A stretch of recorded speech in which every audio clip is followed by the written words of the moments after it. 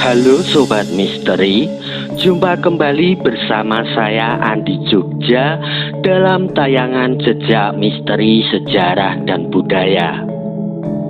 Pada tayangan Jejak Misteri Sejarah dan Budaya kali ini, saya ingin mengajak Sobat Misteri untuk membahas jejak misteri sejarah dan budaya tentang Ki Ageng Karanglo atau yang biasa dikenal dengan nama Ki Ageng Ampuhan II.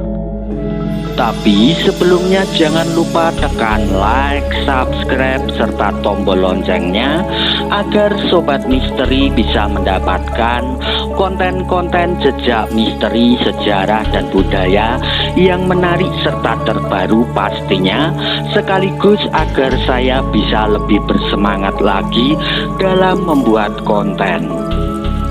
Ki Ageng Ampuhan II atau yang lebih dikenal dengan nama Ki Ageng Karanglo adalah seorang tokoh atau sesepuh masyarakat di Desa Taji, Prambanan, Yogyakarta yang sangat disegani dan dikenal sangat mumpuni dalam olah spiritual. Di samping itu beliau juga merupakan keturunan dari Raja Demak, yakni Raden Patah yang sangat gigih dalam menyebarkan agama Islam di daerah Taji dan sekitarnya. Ki Ageng Ampuhan II atau Ki Ageng Karanglo juga merupakan tokoh pada zaman Kerajaan Mataram ketika Mataram sedang dalam proses pembentukannya. Ki Ageng Ampuhan II atau Ki Ageng Karanglo juga dikenal sebagai sahabat dekat dari Ki Ageng Pemanahan yang mendampingi dan membantu terbentuknya Keraton Mataram dengan ibu kota di Kota Gede. Konon dikisahkan pada suatu hari ada sebuah rombongan iring-iringan dari arah timur yang akan menuju ke arah hutan Mentao, dan rombongan tersebut adalah rombongan Ki Ageng Pemanahan bersama keluarganya serta para pengikutnya yang hendak bermaksud untuk melakukan perjalanan menuju ke hutan Mentao. Hutan Mentao sendiri adalah sebuah tanah atau tempat yang berupa hutan yang dihadiahkan oleh Sultan Hadiwijoyo kepada Ki Ageng Pemanahan dan Danang Sutawijaya yang telah berhasil melumpuhkan Arya Penangsang. Mengingat perjalanan yang sangat panjang, rombongan tersebut pun bermaksud untuk berhenti dan beristirahat di daerah Taji, Prambanan, Yogyakarta. Kebetulan sesepuh di daerah Taji tersebut, yakni Ki Ageng Ampuhan II atau Ki Ageng Karanglo, masih merupakan keluarga jauh yang sama-sama keturunan dari Brawijaya V dan juga Sunan Ampel, karena Ki Ageng Pemanahan adalah merupakan cucu dari Ki Ageng Selo, seorang tokoh dari Selo yang sangat disegani oleh rakyatnya. Ki Ageng Ampuhan II atau Ki Ageng Karanglo pun menyambut dan menjamu rombongan Ki Ageng Pemanahan dengan hidangan yang sangat cukup memuaskan. Setelah dirasa cukup, kemudian Ki Ageng Pemanahan dan rombongan pun berpamitan untuk meneruskan perjalanannya menuju ke hutan Mentao. Pada saat itu Ki Ageng Ampuhan II atau Ki Ageng Karanglo berniat untuk ikut serta bersama keluarga Ki Ageng Pemanahan ke hutan Mentao, dan Ki Ageng Pemanahan pun menerimanya dengan senang hati. Perjalanan menuju tanah hutan Mentao ternyata masih jauh, dan ketika sampai di Sungai Opak, rombongan Ki Ageng Pemanahan serta Ki Ageng Ampuhan II atau Ki Ageng Karanglo pun bertemu dengan Kanjeng Gusti Sunan Kalijogo. Sebagai seorang wali, Kanjeng Gusti Sunan Kalijaga pun memberikan nasihat kepada Ki Ageng Pemanahan sehubungan dengan tanah hutan Mentao dan tentang Ki Ageng Ampuan II atau Ki Ageng Karanglo. Pada waktu itu Kanjeng Gusti Sunan Kalijaga sangat terkesan dengan ketulusan dan kebaikan dari Ki Ageng Ampuan II atau Ki Ageng Karanglo kepada rombongan Ki Ageng Pemanahan. Kemudian Kanjeng Gusti Sunan Kalijaga pun berpesan kepada Ki Ageng Pemanahan agar selalu tetap mempererat persahabatan dengan Ki Ageng Ampuan II atau Ki Ageng Karanglo, dan untuk selalu mengingat kebaikan dari Ki Ageng Ampuan II atau Ki Ageng Karanglo serta membalas kebaikannya. Selain itu, Kanjeng Gusti Sunan Kalijaga juga berpesan agar Ki Ageng Pemanahan bisa selalu mengenyam kebahagiaan bersama dengan Ki Ageng Ampuan II atau Ki Ageng Karanglo, dan kelak keturunan Ki Ageng Ampuan II atau Ki Ageng Karanglo pun akan turut menikmati kemewahan dari keturunan Ki Ageng Pemanahan.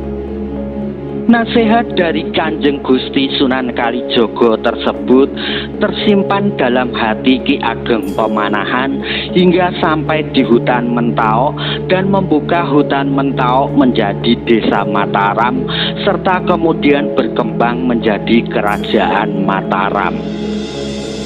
Hubungan antara Ki Ageng Ampuan II atau Ki Ageng Karanglo dengan Ki Ageng Pemanahan pun semakin menjadi lebih dekat, dan Ki Ageng Ampuan II atau Ki Ageng Karanglo pun sering berkunjung ke Mataram di Kota Gede. Ki Ageng Pemanahan pun juga memberikan izin dan mempersilahkan Ki Ageng Ampuan II untuk membangun rumah di daerah Karangturi Wiyoro yang jaraknya sekitar 1.200 meter dari Kota Gede, yang kemudian menjadikan Ki Ageng Ampuan II bergelarkan nama Ki Ageng Karanglo. Sepeninggal Ki Ageng Pemanahan, nasihat dari Kanjeng Gusti Sunan Kalijaga pun dilanjutkan kepada putranya yakni Danang Sutawijaya untuk selalu mempererat hubungan persahabatan dengan Ki Ageng Karanglo dan selalu mengingat akan kebaikan serta ketulusannya. Di saat Danang Sutawijaya atau Panembahan Senopati kesulitan dalam menaklukkan Ki Ageng Mangir, Ki Ageng Karanglo mempunyai gagasan strategi untuk mengalahkan Ki Ageng Mangir. Gagasan atau strategi untuk mengalahkan Ki Ageng Mangir adalah dengan cara mengutus putri sulung Panembahan Senopati atau Danang Sutawijaya untuk menjadi penari ledek yang bertujuan untuk memikat hati Ki Ageng Mangir.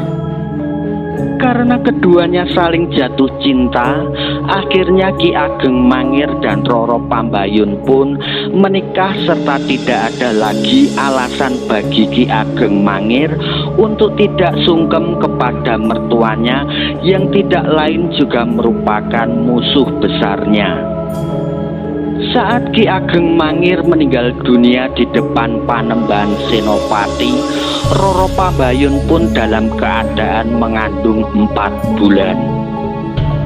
Konon dahulu setelah Panembahan Senopati sudah bisa membunuh menantunya sekaligus musuhnya yakni Ki Ageng Mangir, kemudian Panembahan Senopati pun berniat untuk menghabisi keturunan dari Ki Ageng Mangir yang berada di kandungan Roro Pambayun.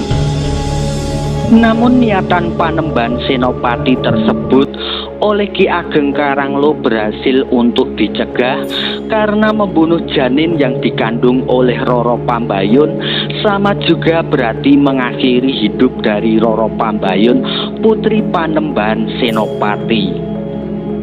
Lalu Panembahan Senopati berpesan bahwa kelak bila si anak Ki Ageng Mangir lahir, maka kelak juga harus dihabisi agar tidak menjadi musuh dalam keluarga. Akhirnya Roro Pambayun pun dijadikan triman atau dikeluarkan dari keraton dan diberikan kepada seseorang untuk diasuh atau dijadikan istri serta diserahkan kepada Ki Ageng Karanglo.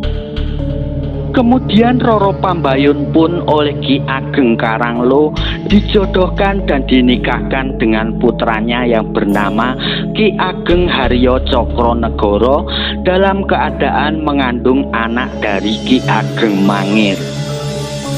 Selain itu, keturunan dari Ki Ageng Karanglo yang bernama Kyai Tumenggung Wirorejo yang mempunyai 11 orang anak dan anak ketiga dari Kyai Tumenggung Wirorejo tersebut kemudian memiliki gelar nama Kanjeng Ratu Kencono karena beliau diangkat menjadi permaisuri Sunan Pakubuwono ketiga serta menurunkan Sunan Pakubuwono keempat.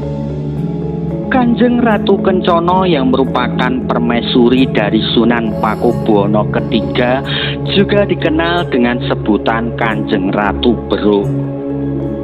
Demikianlah sepenggal kisah jejak misteri sejarah dan budaya tentang Ki Ageng Karanglo atau yang biasa dikenal dengan nama Ki Ageng Ampuhan II.